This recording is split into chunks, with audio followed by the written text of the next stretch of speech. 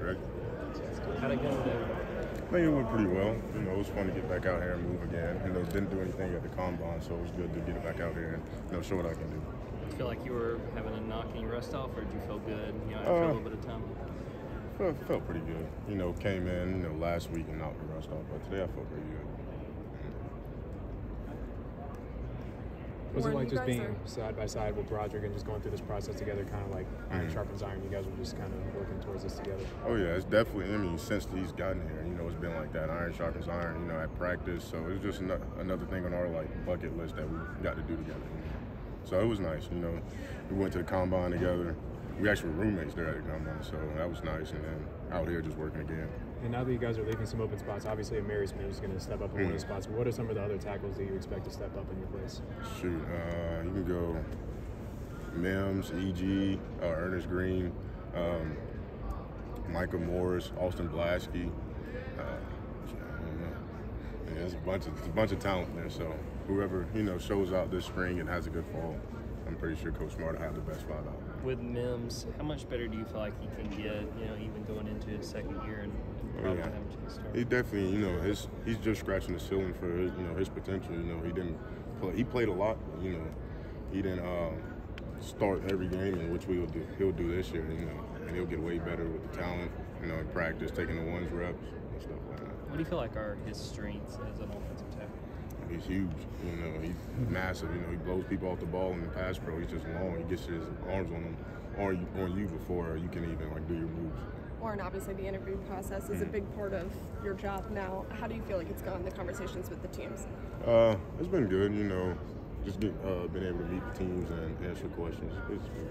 Obviously, you guys are also dealing with a lot of real-life stuff off the football field. How do you personally navigate through all of that?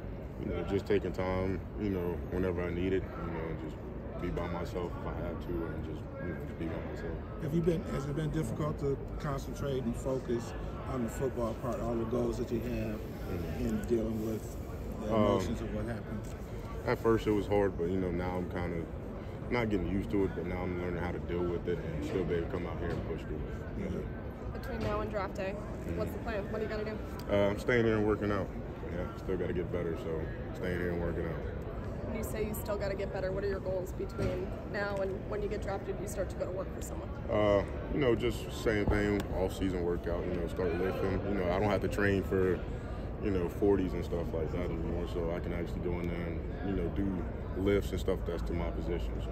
Glad that you're not training for a 40 anymore. Yeah. Yeah. Just about every offensive tackle that's played for Georgia over the past 5 years has gone on to play in the NFL. Your time here and being a guy that started for 37 straight games has helped prepare you for the NFL. Oh yeah, definitely helped me prepare. You know, shoot, just look at our defensive line from last year, and look at it from the year before, and then the year before that. You know, just being, even when I was on scout team, just going the defensive line that I had to go up against, that definitely prepared me for the next level.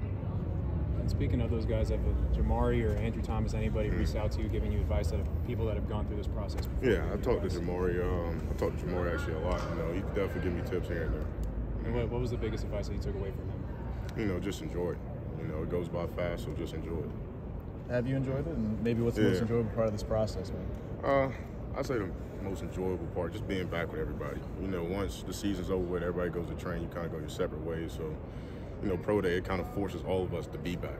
You know, so it's not like somebody doesn't have to show up. No, we all have to be back. So it's just fun, you know, seeing everybody and seeing everybody work.